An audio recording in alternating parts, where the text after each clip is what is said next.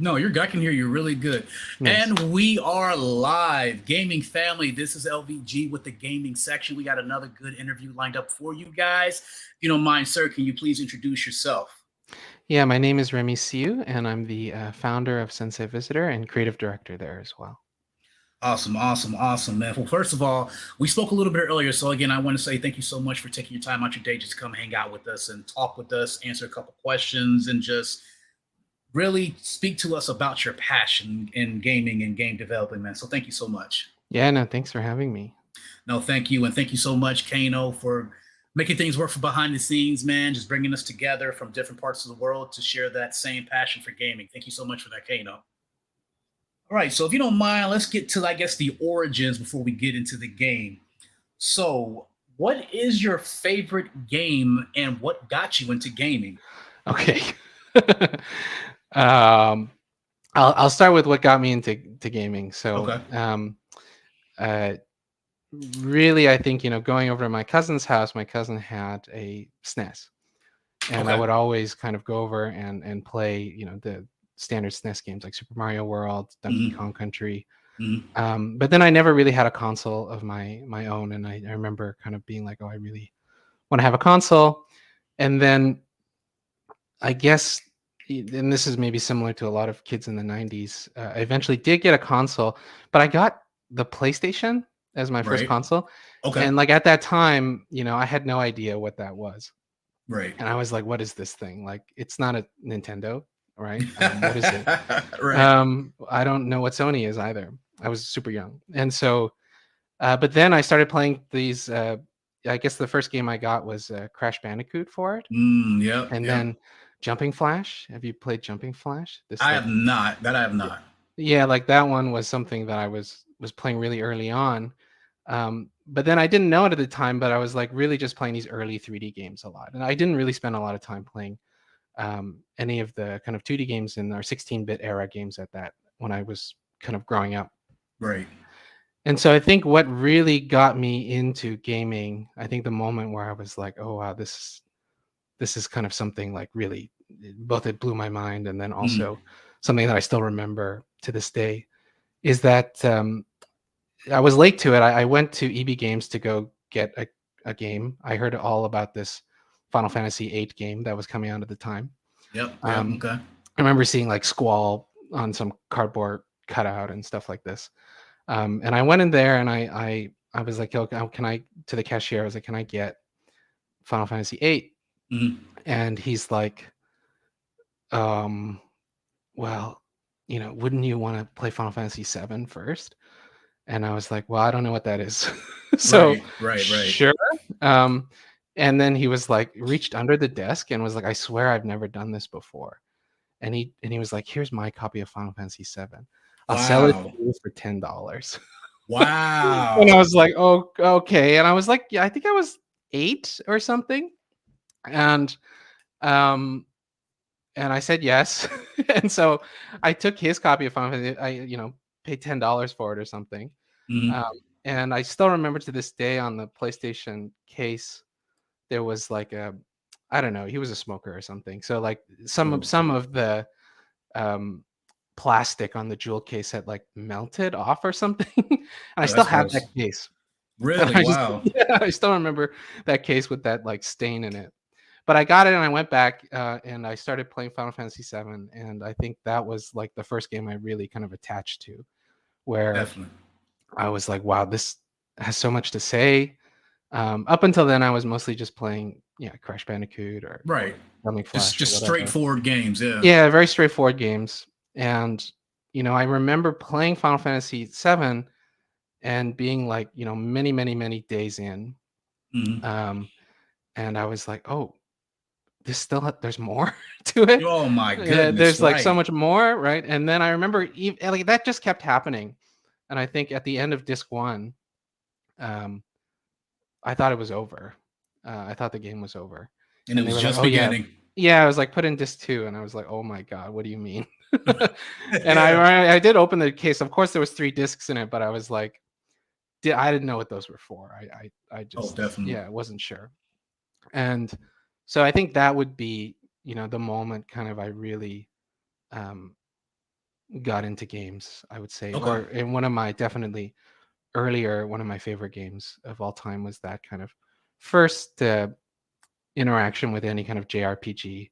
Mm. It's not uncommon, I've learned. Like, yeah, like Final Fantasy 7 is a lot of people's first Final Fantasy in the West. Um, Yeah, mine. yeah, yeah, and it really made an impact on me. But like I kind of became obsessed with it, and to this day, I super obsessed with the kind of story of development, Okay. like how it came about, and all these like um, their shift from 2D to 3D, their kind of Mm. run-ins with Nintendo at the time. Mm. And but unbeknownst to me at that time also was that was the first kind of game that I was playing where it was depicting a lot of these things that you would see um, in contemporary kind of Asian cities. And I was born in Canada, um, that I had never seen before. Um, Okay. and then I, since going to those places, starting to realize like, oh my god, this is where this train is like that train of Final Fantasy 7. These Mhm. things are like this, like these like subway stations, or these different kinds of technologies that they had at the time. It was also Really? maybe Okay. my first um, run in with cyberpunk in one way or another. Okay. So yeah, so I guess yeah, that would be um, say my favorite childhood game. Uh, I respect yeah. that. I like that because I definitely that was my introduction to JRPGs myself personally. So I definitely feel you on that one. That is awesome. Thank you for that, man. So is it safe to say that JRPGs are your favorite type of games, or do you have any other favorite genres that just you have to go to immediately? Yeah, it's interesting because like I think like I got into JRPGs, and then over time, you know, I just got into JRPGs because they had cool worlds at the time. Right. They Right. had cool worlds, and there was like a kind of density of storytelling that they were doing that you wouldn't see in other games in that generation. Hmm. Uh, of course, that's changed now, and what's kind of lasted past that point is that kind of became less interested in the combat systems in JRPGs, Hmm. and way more interested in the storytelling and the world building that they all do. Okay. And Final Fantasy is a great example. Like they always start from scratch, at least with the world building every game, and that kind of imagination was something that always I was drawn to. Looking for, the next Final Fantasy would have like a whole new world, a whole new set of characters, a whole new um, so these days, a lot of games that I play are narrative games. I'm like super, super into narrative games, Okay. like games like Kentucky Route Zero, Okay. Night in the Woods, Outer Wilds. Okay. So these kinds of games, I would say like those are the games that I enjoy the most. Like something like Citizen Sleeper, another game that is with our publisher, and Beacon Pines. Um, Almost always, I'm these days I'm playing these kind of shorter, like 10-hour narrative games, and I would say that's kind of the genre that I'm Okay. really steeped in. Yeah. No, I definitely appreciate narrative driven games way more now as an adult than I did as a kid. I guess I didn't have the aptitude to keep up with everything, but now it's like, wow, this looks like exactly what's going on in real life now. I love it. Yeah, yeah, yeah. That's awesome. Okay, so then I guess my next question is, with those games that you like, the narrative driven games, is that what drove you to wake up in the morning and say, you know what, I'm going to create my own game. I'm going to be a dev. Yes. Make it simple, yes. Yeah. Well, no, I mean, like, like I wasn't, I, when I was in school, I studied music Okay. and film. So I went to art school, and at the time I had given up on making games. Hmm. A large part of that was because kind of looking around, it was like I went into university in 2008, Hmm. which was a great time to start school. Right. Like everything seemed like it was falling apart, and at least at relative to now.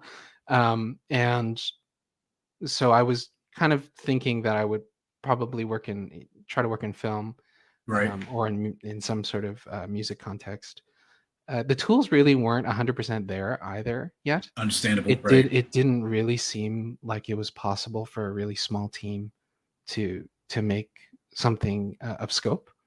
And so I did spend a lot of time just thinking that, yeah, like I'm, even though growing up I really wanted to make games, that's Definitely. probably something kind of out of reach, at least for now. All right. And then I think I started playing. The game that really caught me off guard was Kentucky Route Zero. I think I was playing it in 2013 Hmm. or something like this. And then I played it, and I was like, oh my god, this is like, to me it totally felt like art. And then also it felt like there was the identity of a smaller group of people really trying to make something interesting, Okay. and not really playing by the rules 100% of the time. There were Hmm. like no fail states. There was no all that stuff. And so that was really something that I was like, okay, it seems like the time is coming when smaller teams can now kind of like um, work on something really cool, and build it from the ground up. That's cool. That's cool. It's just amazing how like we just start out and just like, all right, I'm going to do this, but then not really. I'm going to go this next route and just keep scratching to the back of our heads like, I need to give this a shot. I just need to do it. And then you just do it. And it's like, holy crap, we did it. So what can we do next? Yeah, yeah. That's awesome. All right, so let's get into the game. Please tell us the title of your game and what what I can't talk and what it's about. Yeah, so the game that we're working on right now is called 1000 Times Resist. Okay. It's a narrative adventure game, much like Night in the Woods, Kentucky Route Zero, Grim Fandango, from Mm. like if people remember that.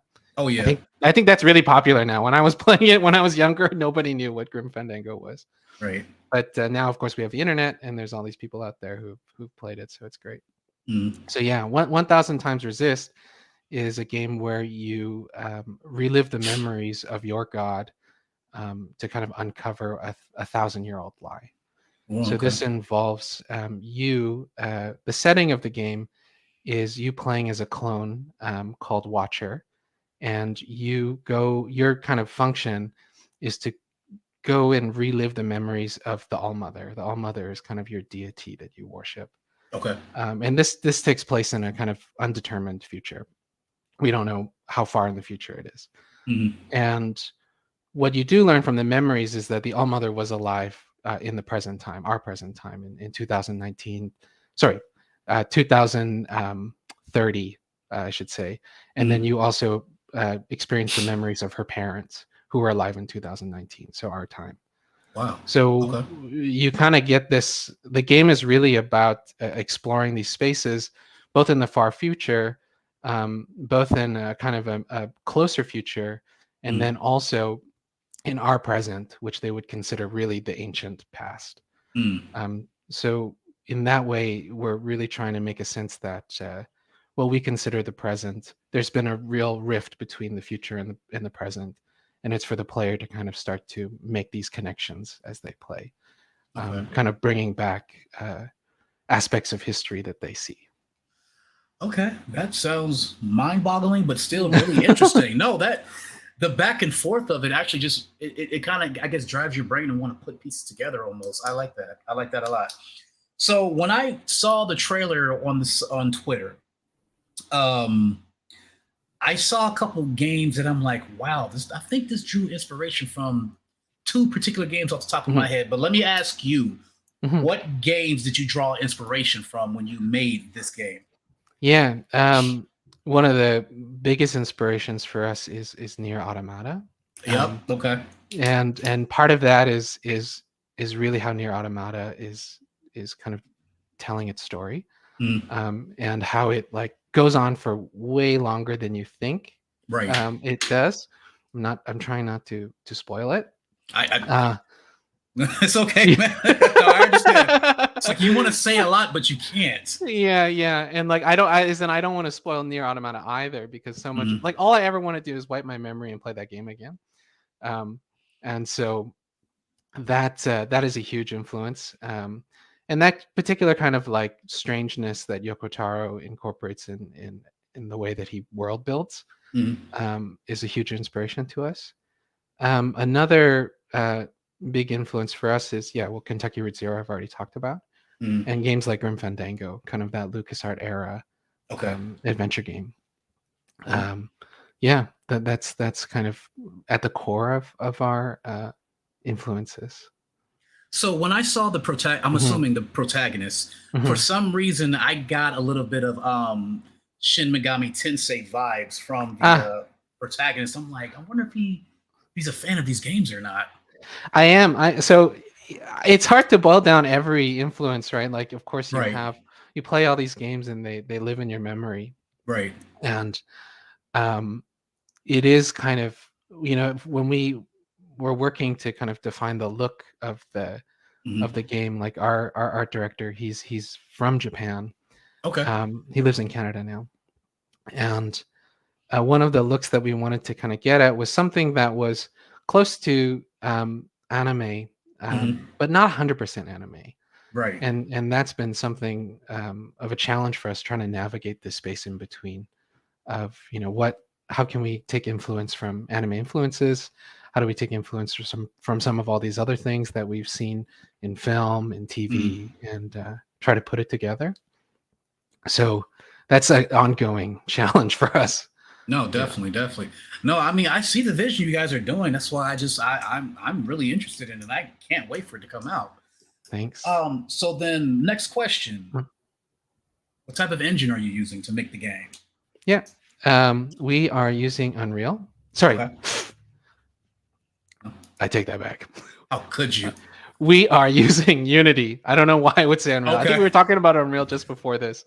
Right. And that got in my mind. So I want to clear that up and say we are using Unity. Clear that up, guys. Okay. Yes, I'm clearing it up.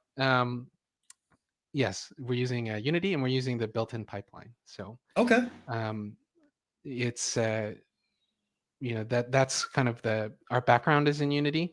Then not to say that we'll forever make games in Unity, but this one is made in Unity. Yeah. Okay, that's awesome. That is so cool. Okay, so how long have you guys been working on this project, and I guess how many people have come together since that time frame when making the project?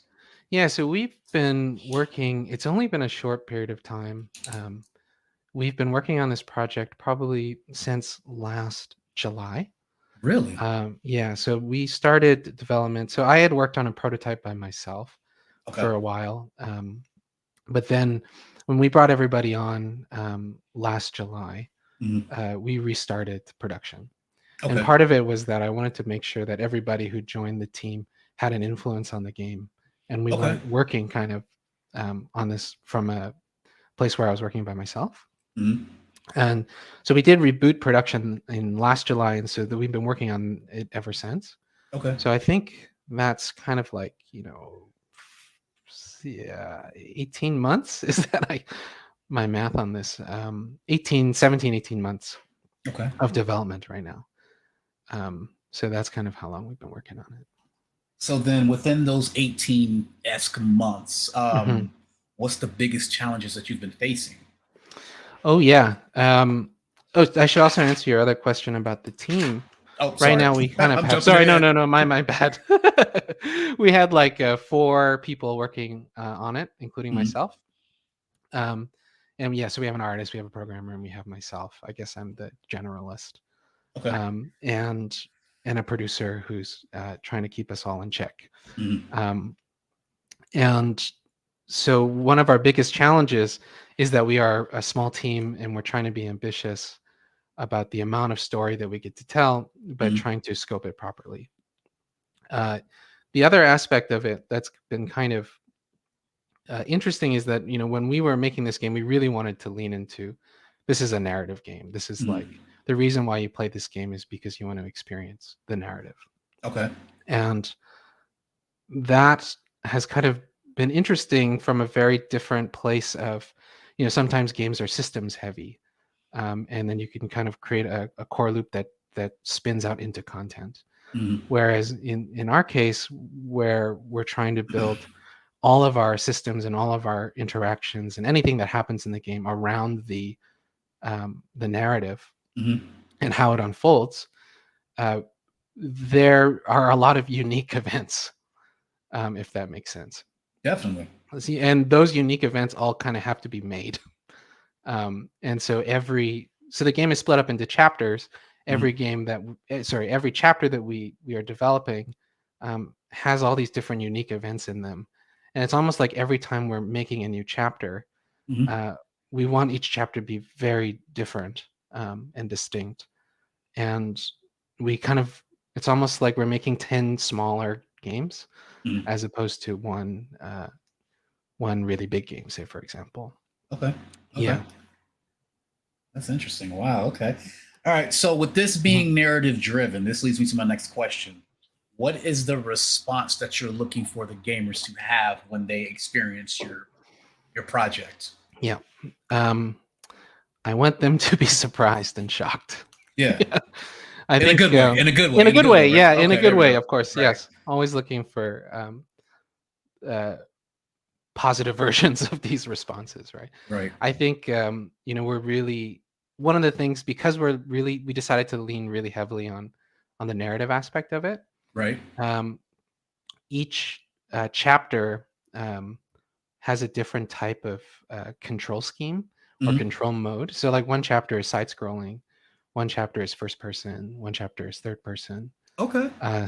Stuff like this. And there's aspects, some of it is top down.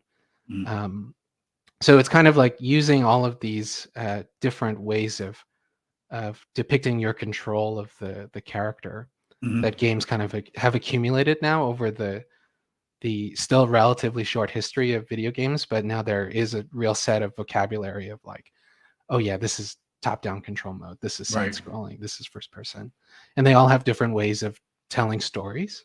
Okay. That we are using those differently in every chapter to try and tell the story as it unfolds. And sometimes we do that purposely to try and surprise the player.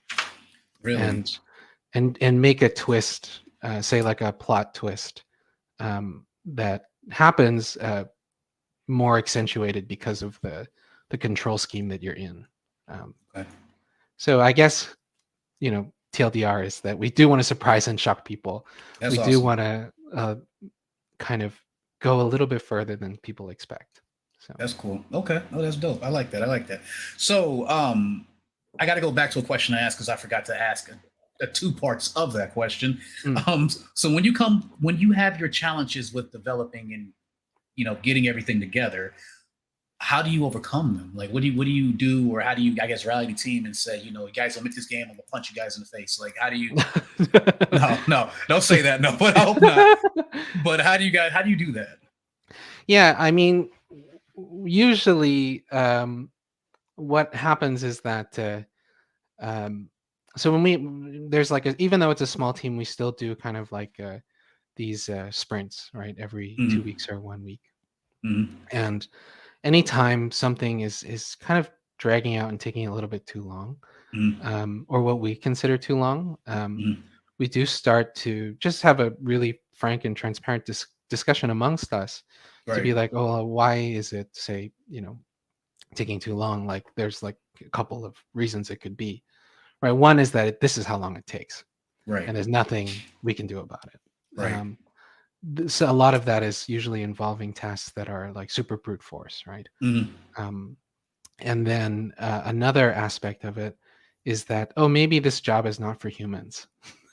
Okay. And the other aspect of it is that maybe we need better tools. Okay. So usually if it's a situation where we find ourselves doing something that is taking a really long time, and we decide that, oh, this is actually something that if we had better tools, it would be faster. We do shift into a mode where, say, our programmer will go and stop what he's doing right now and try to work with me or the artist to make that tool, if it's within reason. And then hopefully that will solve some of our challenges. The other aspect of whether it's for human, there's a really great example of this, is that in our game we have full voiceover. Okay. And there's a lot of characters, and we're a really, really small team. to try and pull that off. But one of the difficulties with voiceover is naming, making sure that you name everything properly and that it's properly referenced in the script, sorry, the voiceover script, and then put into the game properly. But then this is an example of something that we couldn't have done maybe a couple of years ago. We were like, this is totally not a human task. Right. This is like trying to name all these perfectly. Even if we, were able to do it, we will make mistakes. It's only human to make mistakes. Absolutely. And also it takes a long time for a human to do this. And so what we decided to do after kind of like really struggling with it, was that we made a tiny little program that hooks into the voice to speech online service. Okay. And we upload all of our voiceover lines to this thing. It automatically translates it back into text. And then we get what's it called? We get the app to cross-reference it with our voiceover database and then name it based on the text string matching, what the service gives back to us, and then what the database says, and then we name it. And then now it just takes way faster. So like we could name the entire database in maybe like an hour versus what would have taken like, I don't know, forever and been not great, not a great job to have. Right. Definitely. Okay. So like there's those things, but I would say like on a creative side, that's definitely, we always try to do our best when like, if we come into a creative problem, if we have writer's block, or if we have that, we all really sit around and try to get at the core problem of what's going on. Like, is it that we're not excited about this chapter because we're pulling our punches? And I would say almost always yes. When you start working on a chapter, say for us, we have some conception of what it will be. But then almost always we realize that it could be more interesting narratively. And it's mostly because anything that we think was going to happen later probably should be happening now. And when we do that, that gives us a lot of energy. That's one of our ways of trying to tackle any challenges that we have. Usually the challenges for writers is that you don't feel like you can write because you don't know how to write it. Sometimes and make it interesting, so to speak. You're kind of just like spinning your wheels. But then when you have like a really, and largely that always comes to the fact that, the drama that needs to be happening right now is not happening right now. It's slated to happen later, but maybe it should happen right now. Like, what's stopping it from happening right now? Okay. Yeah. I like that. Okay. So then that answer, that response will lead me to this. So everybody has their, I guess, niche, things that they are good at doing. So I guess this is going to sound like, a dumb question, but obvious question. How do you guys, I guess, sit down and plan and organize your projects? Yep. That's interesting. So like, I guess I can first answer that to our, on the kind of more technical side of it. Okay. With our full-time team, this small full-time team, what we do is we do some sort of like, agile management kind of planning. So we do our sprints, we do our daily stand-ups, and at the beginning of every sprint, we all get together, look at the backlog of tasks that we have, and we assign them to each other, and then we try to get it done within that sprint. Okay. I mean, that's the kind of like, boring answer to that. It really is something where we're trying to always, when we do those sprint planning meetings or doing our daily stand-ups, to really kind of identify where there are problems with, there's frictions with some tools, frictions with some various things that we are always doing that we could probably make easier for ourselves. Right. And the task is always trying to find a way to make it easier for ourselves. Oh, definitely. If it's possible. Smarter, not harder. Yeah, and so we do plan that way. The other aspect is that on the writer side, where we have the small writers room of myself and Mhm. two writers, Connor Wiley and Natalie Tinyan Gan, they we are trying to stay ahead of production, so to speak. So they are usually one or two chapters ahead of production, where we have writing plans and stuff like this. Okay. And so we're just trying to not go too far ahead with the writing, because as you do things, you know, the game itself or whatever you're working on, I think it's the same with all art, will speak to you about what it Mhm. needs. Right. And usually it's when you respond to that, that's when you get really interesting stuff happening, Mhm. in my experience. And um, so we always try to plan ahead, but not too far ahead, so that we can't change too much, so we can't be flexible later. Okay. Yeah, I don't know if that answers your question. No, it does. It does. Because I Yeah. mean, I know you have to be precise and organized. It's like, hey, we're gonna make this game. You got to do this. So it's just that's just amazing to me. I've always want to sit down, I guess, pick the mind and get in the mind of someone that again wants to express their passions through a video game. I love that. That's amazing. Yeah, I think one thing to say always too is that, like, sometimes over planning uh, leads to a lack of, and I use this word really lightly, I would Mhm. say creative chaos. Okay. And I think, coming from an art background, creative chaos is, you can't lose it completely, Right. because that is the thing that sometimes makes you have to solve a problem or allow for some strange ideas to kind of appear that you can kind of get onto. Of course, every time a new idea appears, we have to assess it, right, and make sure that it's like feasible and it Right. won't derail everything if we do it Yeah, that way, definitely. Right. right? Like, that's always bad. Like, that's not the chaos that I'm advocating for.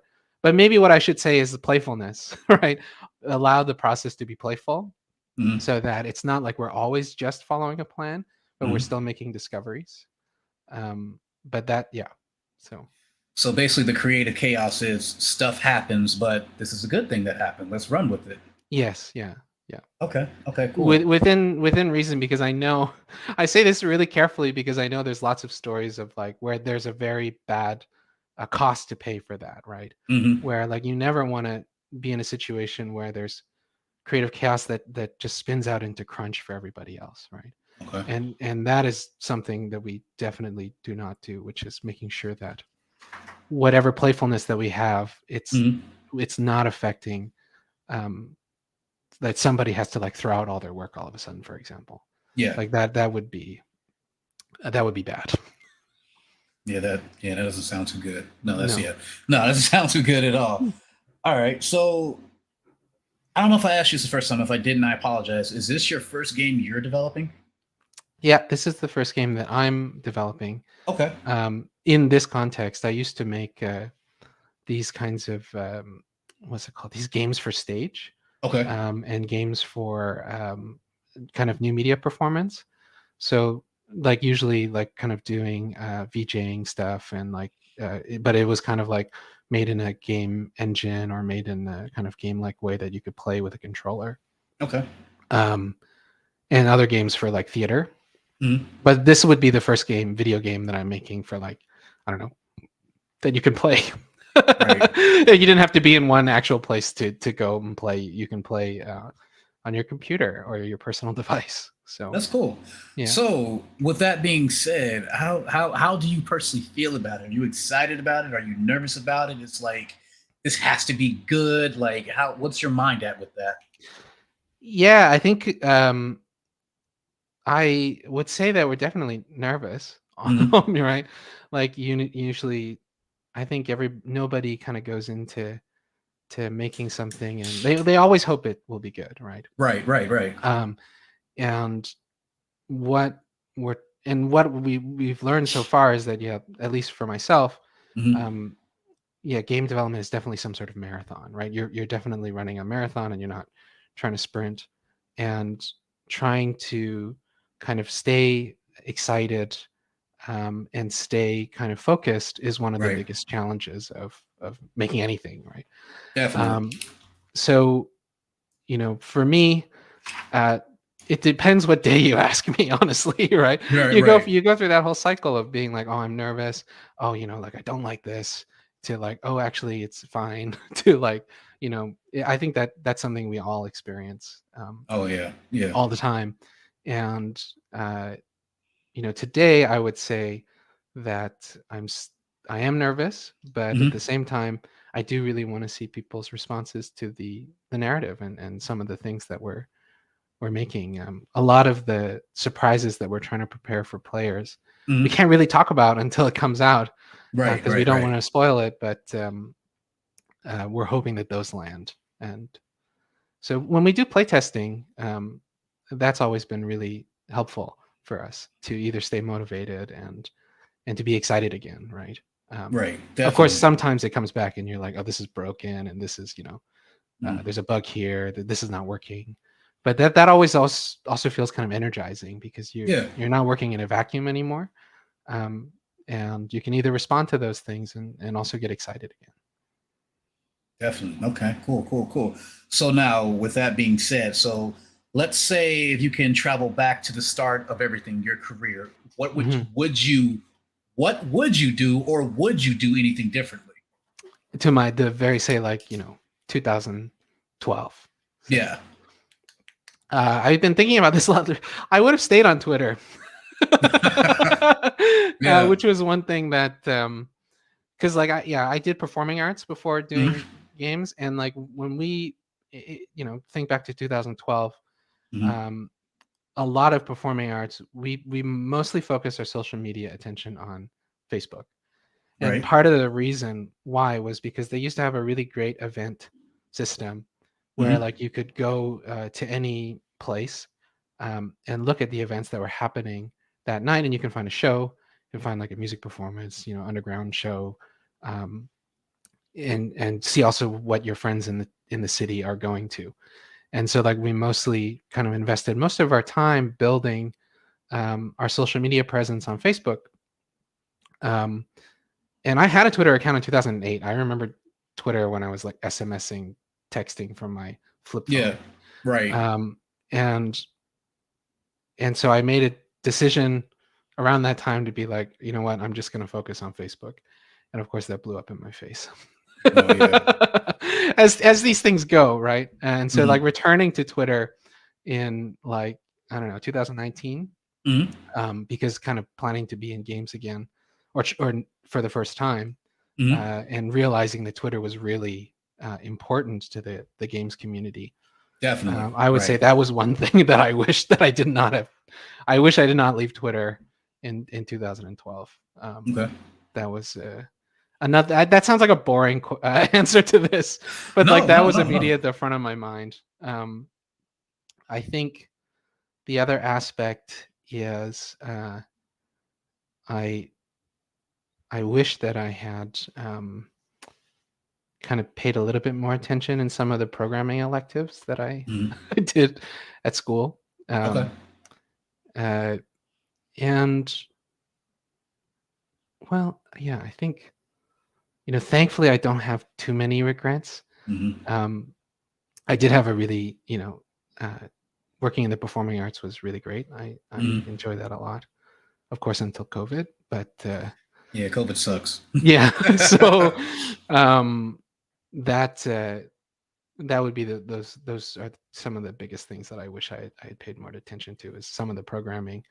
I didn't think it had anything to do with art at the time. Right. Fast forward 5 years from then, I was like really into creative coding, Mhm. and I wish I had paid more attention to that stuff. Okay. And then also, yeah, the whole Twitter thing. Definitely. Okay. So is Yeah. Twitter, I guess, the best option you use, I guess, keep up with games and trends, or are you friends with a lot of fellow devs and creators and designers and things of that nature? Like, how do you keep up with the trends in gaming and things of that nature? That's really, I mean, that's a really good question, and that's something that we are, facing. That's a challenge for Right. us, to be honest. Like, um, kind of returning to Twitter, and we have somebody, yeah, Jesse, who helps us run our Twitter, Okay. and who was in contact with everybody here, Okay. and they definitely know it better than I do. So I think one of the aspects of it at this point is like I trying to be really honest with myself about things that I don't know. Mm-hmm. and Definitely. and in those cases try to ask for help. Oh yeah. Oh yeah. Because if I don't, it that's just something that I've learned for sure.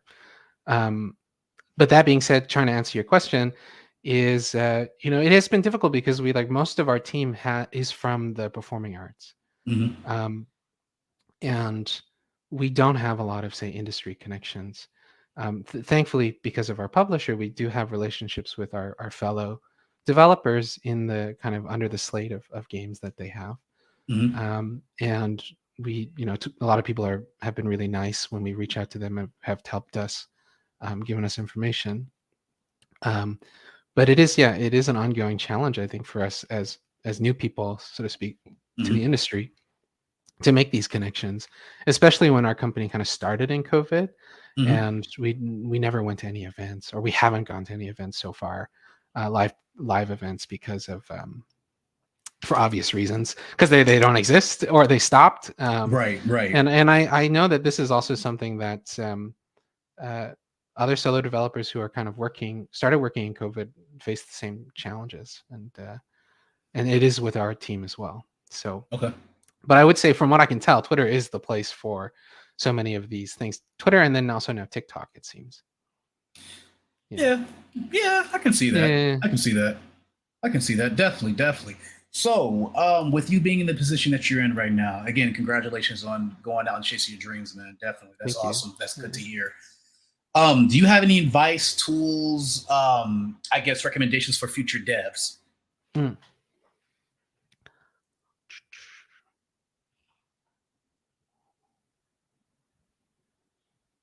That's yeah. I have to look in a moment to think. No, you're What good, will I man. say? What will I say? Uh,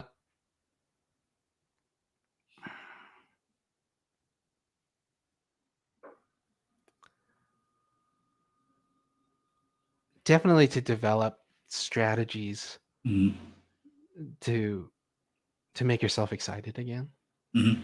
Um, and I think that like that's definitely one of the biggest challenges that I've experienced working on this project over a long period of time. This Mhm. is like much longer than say a cycle of theater performance. Like theater usually takes something like 3 to 4 months to get up on stage, right?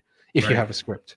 And so having this such a long period of time working on this kind of thing is Mhm. really trying to remind yourself in different ways why you felt that was interesting, uh, and trying to kind of re-spark some of that stuff, because sometimes you can be your worst enemy when just because something's been around in your process Right. for a long time, you get bored with it, right? Yeah. It doesn't mean that it doesn't have any value anymore. You may be Yeah. bored with it, but yeah. I think the other aspect of it is, if you um, other kind of advice, I guess. One of the really interesting things about indie game industry, compared to say some of the other industries that I used to be in, um, is that it seems to me right now indie games are kind of what music used to be like in the early 2000s. Okay. Um, and part of that is Can you go in a little it, bit more detail about that? yeah, like Yeah. early 2000s, it seemed to me that there were indie labels, Mhm. lots of indie labels, and you could send your demo out to these indie labels, Right. and they would listen to them, right? Mhm. Maybe they would listen to them, but there was a higher chance that they would listen to them than there are perhaps now. And Right. like now Definitely. music has become, it's hard to, I won't go into it all, but like it's very different, right? And but indie games seems to me that it's in a very similar state as music was at that time. um, you can, as a solo dev, go and email and pitch a publisher, Mhm. and they'll probably play the demo, Yeah. and they'll like reply to you. And sometimes, and a lot of times, it can be that is a rejection, quote Mhm. unquote, or someone, or saying that you should go, do some more work before you come back to us. But that in itself, even though I know a lot of people are really jaded about this, coming from a place like music and film, that is like, whoa. Yeah. Like, or say even book publishing now, right? Like, to be able to send something to an indie publisher and have it looked at, and not immediately end in, say, like the slush pile, is really interesting. So I guess my advice on that is, like, do send it to publishers. Like, like, I think don't be shy about that aspect of it. There's a lot of resources online, Yeah. about trying to showing kind of pitch decks and stuff like this, that I found that was really, that helped me a lot early on. I think I can send you a link after this, but Yeah. for some resources, where you can see people have been really generous about posting their pitch decks online, and it's a great community, it seems like to me. And so definitely take advantage of that knowledge that's out there, because I think, say in some other industries, that's not always the case, right? Those examples Right. are like tightly held, Right. and or the opportunities are not there where if you send something to somebody, that they'll actually go and play it. That's still shocking to me. I'm like, people will, you can go send a cold email to a publisher and it's possible that they will play it. More than likely is like, whoa. Anyways, yeah. No, but that's true, because you never know. Like, you may get 99 no's, but that one yes could just set you in the right direction you need to be at. Not definitely just shoot your shot, go for it. You miss every shot you don't take. Yeah. Definitely. Okay. So I guess this will be my last question. When is the projected launch of the game, and what platforms are we looking at? Yeah, so the projected launch of the game is in the first half of 2023. Okay. And we will be launching on PC, on multiple platforms on PC, and on Nintendo Switch. Okay. So yeah, we don't currently have plans for these other consoles just yet. Great.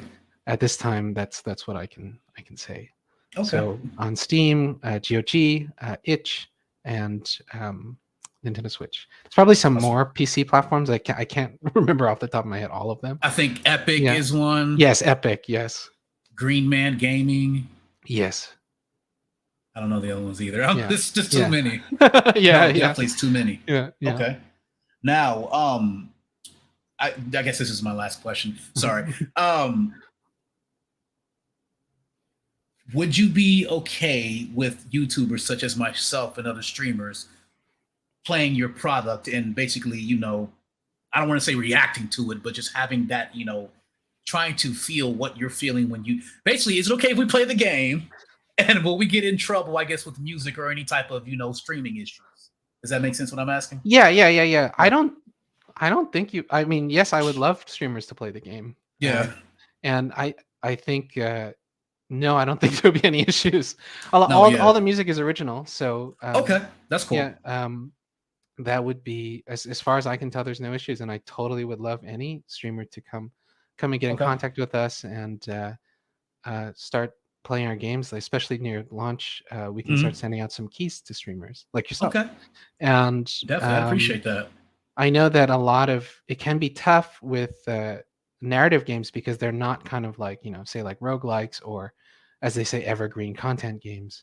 But I think there's something really valuable about, getting around together and even just experiencing a narrative game in a group of people or have a stream. That's something I really enjoy. That at first may seem strange because, like, yes, a narrative game, you can play it all the way through and you may not need to buy it, but there's also situations where people may be watching and may decide to want to experience it themselves. And so definitely. Yeah, like I'm totally open to, or even just that experience that happens amongst, the streamer and your audience when you're playing, reactions. Like there's still a reason we go to theaters, right? Like we want to be around other people when we experience these things for the first time. So that's totally yes. So TLDR again. Yes. Play the game. Play the game. Yes, Please play it. Yeah. All right. Whoa, man, I think that's all Yeah. I have, man. I thank you so much for taking your time out and coming to hang out with us at the gamer section. Yeah, I don't know if Kano told you not, but you are my first interview. Oh So yeah, I was a little nervous and I was like, oh, no, this is gonna be thank interesting. yeah, you did great. I appreciate that, man. Thank you, thank you. Let them know where they can find you at, where they can follow you at. Yeah, so you can follow us on Twitter at 1000 times X resist. So Hmm. 1000 X resist. You can follow me on Twitter, Remy Siu, as it's kind of Hmm. spelled out in here. And you can wishlist our game on Steam, and we can provide a link, uh, and it'll be there. So please, that would help us a lot. That's always one of the things that I'm sure everybody's saying, is Right. that wishlist helps us a lot, and that's one way to support us. That's very easy. Fairly easy, fairly Yeah. easy. Well, again, man, thank you guys so much. I hope you guys succeed in all of your endeavors. I'm definitely looking forward to the final project. Thank you guys for watching at home. Again, my name is LVG of the gamer section. You guys be safe out there. I'm out. Peace and love.